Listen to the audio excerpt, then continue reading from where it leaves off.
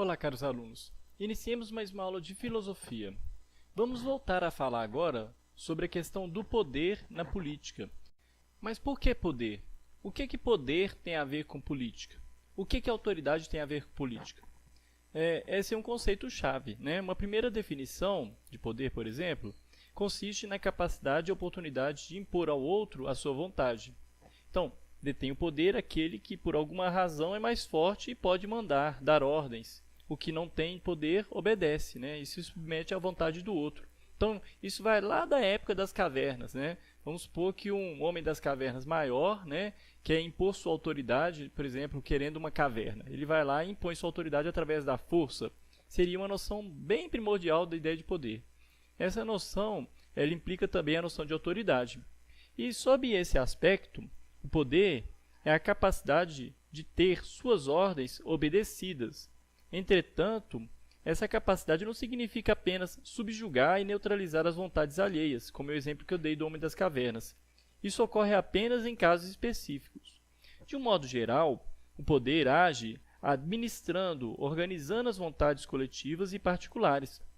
A sua ação consiste em tomar o conjunto das vontades díspares e múltiplas e torná-lo uno. O que significa isso? Você tem várias vontades, cada um quer uma coisa. Então, o que você vai tentar fazer? O poder vai tentar reunir todas as vontades, né, e vai tentar fazer um resultado que represente a vontade do poder, a qual todos respeitam e concordam. Então, a principal forma que o poder utiliza para conseguir administrar as vontades particulares dos indivíduos é a chamada catalisação. Então, o que é uma catalisação? Tal como o catalisador de uma reação química, o poder não é responsável pela reação em si, mas facilita, ou até mesmo dificulta em alguns casos, né? Mas apressa ou até mesmo retarda o ritmo dos acontecimentos, de modo a privilegiar determinadas ocorrências e evitar outras.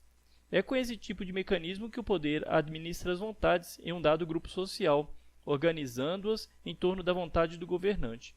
Então, um exemplo banal aqui. Vamos supor que você quer proteger a propriedade privada. Você quer fazer com que as pessoas respeitem a propriedade privada. E existe o uso do poder. E existe o uso, por exemplo, em caso que essa propriedade privada não é respeitada, por exemplo, até mesmo da força do Estado, através da polícia. Então, seria um dos exemplos. Mas a gente vai aprofundar um pouquinho mais daqui a pouco. Então, em primeiro lugar, o que essa noção de poder implica? Ela implica duas teorias. A gente tem uma teoria que é da macrofísica do poder. Macro significa grande, né? A gente vai explicar. E microfísica do poder. O que é a macrofísica do poder? É a chamada teoria da soma zero. Na teoria política clássica, a noção de poder leva à ideia de que ele ocupa determinados lugares na sociedade. É como se o poder se concentrasse em lugares específicos. Quando a gente pensa em uma monarquia absolutista, por exemplo, na qual a gente só tem um governante, o lugar do poder seria o próprio corpo do governante. Já em uma democracia, um regime em que há uma multiplicidade, rotatividade daqueles que lideram, o lugar do poder seriam as instituições. Os governantes são transitórios, né, mas as instituições, como espaço e lugar do poder, são permanentes. Então, na ideia de democracia, a gente teria que fortalecer ao máximo as instituições. Né, exatamente para quê? Para que ele não se concentrasse nas mãos de uns poucos. Às vezes isso não acontece, né? A gente pode refletir depois sobre isso. Segundo a teoria política clássica, para que haja equilíbrio na organização social, a quantidade de poder que o governante detém deve ser igual à quantidade de poder que os governados não têm. Então, de acordo com essa teoria, o poder não pode ocupar dois lugares ao mesmo tempo. Assim, se alguém detém o poder, é porque outras pessoas foram desprovidas dele. Nesse aspecto, o poder é visto como um bem que pode ser transferido. Né? Aristóteles ele falava de bens partilháveis e bens participáveis. Eu gosto muito de usar esse exemplo nesse momento. Né? Por exemplo, o que é um bem partilhável? É aquilo que você partilha, mas você fica sem quando você partilha. E você pode distribuir mais ou menos para várias pessoas. Né? Já o bem participável não é assim. Por exemplo, um bem partilhável, você vai distribuir cesta básica. À medida que você distribui, você fica sem elas. Né? E você também pode distribuir mais para quem tem menos e menos para quem tem mais. O bem participável, ele já não é uma coisa que você fica sem. Por exemplo, um bem participável, por exemplo, sabedoria, conhecimento. Se você transfere conhecimento, você não fica ignorante. Amor, se você ama alguém, você não fica menos amado. Então, isso é um bem participável. Justiça seria um bem participável para Aristóteles. Nesse caso aqui, o poder ele é considerável não um bem participável, mas sim um bem partilhável. Em que sentido? Que quando você transfere poder, você fica sem ele. Então, a situação de equilíbrio nessa teoria da macrofísica do poder seria representada por essa equação aí, olha, P mais menos P igual a zero, ou seja, o poder de um e o menos poder do outro. Então, quanto mais poder de um, menos poder do outro, e isso aí tem que ser uma equação que chegue a zero. Então, você não pode extrapolar isso, você não pode ter mais poder do que menos poder. Então, tem que ser igualzinho, quer dizer, quanto mais poder um tem, menos poder o outro tem. Senão você acaba caindo ou na tirania, ou então na anarquia.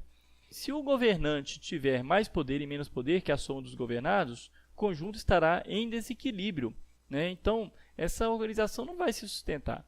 Isso vai acontecer nesses casos que eu falei, no autoritarismo, na tirania, ou nessa anarquia, na insubmissão dos governados na sua autoridade, a ineficácia das instituições, do plano de governo, entre outros.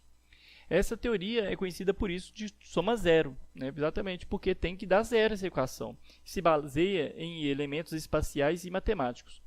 Por isso, nós podemos entendê-la como uma visão macroscópica do poder. Isto é, um modo de observar. O que significa macroscópico? Exatamente, skopé em grego significa observar. Em perspectiva ampla, macros significa em grego grande, amplo, que eu falei no início da aula. É como se a gente conseguisse ver de fora e aprender todo o conjunto social e perceber as relações de força que se estabelecem em seu interior, com a finalidade de quantificá-las e somá-las. Imaginem se a gente olhasse um tabuleiro de xadrez com todas as peças dispostas, conhecêssemos bem as regras do jogo. Uma visão macroscópica nos permite saber onde estão as possibilidades de movimentação das peças do tabuleiro e os lugares de tensão do jogo, bem como se a partida está equilibrada em razão da capacidade semelhante dos jogadores, ou se tem uma superioridade de uma das partes, um está ganhando, outro está perdendo, etc. Então você está tendo uma visão macroscópica, uma visão do todo. A outra teoria, muito comumente usada também, é a da microfísica do poder. Ela surge com Michel Foucault, que vai construir um conceito diferente desse da soma zero. Olhando as micro-relações sociais, ele afirmou que o poder não é um bem, que se possui, se acumula ou se troca. Para ele, o poder permeia tudo e está em todos os lugares, constituindo uma rede que cobre toda a sociedade. Ele vai falar em transmissão em rede. A esse tipo de análise, ele denominou microfísica do poder, pois a atenção está voltada para as pequenas relações, não para os grandes movimentos políticos. Segundo Michel Foucault, o poder não pode ser concebido apenas como repressão, como a submissão da vontade dos governados à dos governantes. E não pode ser resumido à interdição, à proibição, à lei. O poder ele não se esgota na fórmula você não deve, como se a pessoa que recorresse a ela concentrasse todo o poder e a pessoa que deve acatá-lo não tivesse nenhum. Devemos levar em conta também o poder como fonte de produção social. É o que Foucault vai denominar tecnologia do poder. Constrói-se toda uma maquinaria por meio da qual o poder se exerce, interditando certas ações, mas também produzindo outras. As muitas peças dessa maquinaria intervêm de maneiras variadas. O jogo do poder seria muito mais complexo do que uma análise macrofísica nos permite ver. Foucault ele rompe com a concepção clássica do poder, pois ele não acredita que ele esteja materializado em lugares específicos. Em vez disso, o poder ele está diluído no tecido social, ou seja, ele é onipresente, está presente em todos os lugares. Ele se apresenta como uma imensa rede que engloba tudo e todos. Não há poder apenas nas relações que a gente chama de políticas.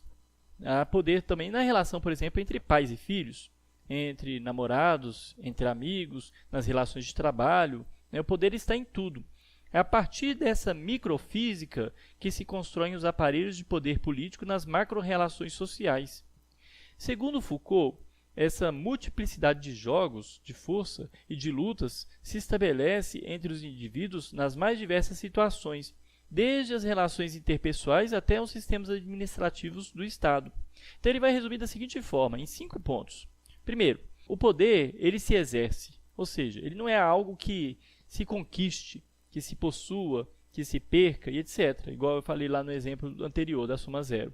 Mas algo que todos os indivíduos exercem e sofrem. O poder ele só existe se é exercido. Não adianta se você tem poder e não exerce esse poder. Um governante que ele tem o poder de fazer certas coisas, mas não faz. Não adianta nada. Número 2. As relações de poder são imanentes. O poder é interno a todo e qualquer tipo de relação social. Ele emana dela e é seu efeito imediato. No 3, ele vai falar, olha, o poder vem de baixo. Isto é, ele vem das pequenas situações. São as correlações de força microscópicas que sustentam os macropoderes que a gente enxerga de forma mais imediata. No 4º ponto, ele vai resumir da seguinte forma. As relações de poder são intencionais. O que significa isso? O poder é sempre estratégico. Ou seja, ele é guiado por metas e objetivos e obedece a uma lógica e a uma racionalidade interna. E 5º, se há poder, há resistência. A resistência ela não vem de fora, não é exterior ao poder, mas é uma condição de existência do jogo do poder. Analisando as sociedades ocidentais, desde a Idade Moderna, Foucault ele afirma que podemos perceber 3 tecnologias de poder distintas, que se sucederam como as principais formas de organização política. O poder da soberania, que embasou os regimes monárquicos. Depois vem o poder disciplinar, centrado nas instituições e que garantiu a emergência e consolidação do regime capitalista. E o chamado biopoder, que estrutura os estados contemporâneos. Então vamos tentar resumir um pouquinho toda essa aula. Olha, por um lado, a gente tem o quê? A teoria da soma zero, que é a macrofísica do poder, e o analisa desde uma perspectiva ampla, percebendo as grandes linhas de seu exercício. Nesse contexto, o poder é visto como repressão, capacidade de interdição, e o fato de alguns deterem o poder significa que outros estão fora dele. Ou seja, não existe nenhuma relação assim, de que você tem poder igual ao outro. Não, existe um que tem poder e o outro que não tem. Em contrapartida, na microfísica do poder, você vê ele como uma rede de relações presente em todas as relações humanas, das mais simples, como o envolvimento entre professor e estudante, até aquelas entre governantes e governados. E nesse momento, na microfísica do poder, o poder é entendido como algo que todos os sujeitos exercem, em âmbitos próprios de relação. Nesse contexto, o poder produz coisas e efeitos, e sempre encontra resistência. Então, espero que tenha sido claro. Qualquer dúvida, crítica ou sugestão, deixe nos comentários. Se você deixar o dislike, pelo menos comente para a gente poder melhorar a aula, fazer uma abordagem diferente que ajude a compreender esse assunto. Até a próxima.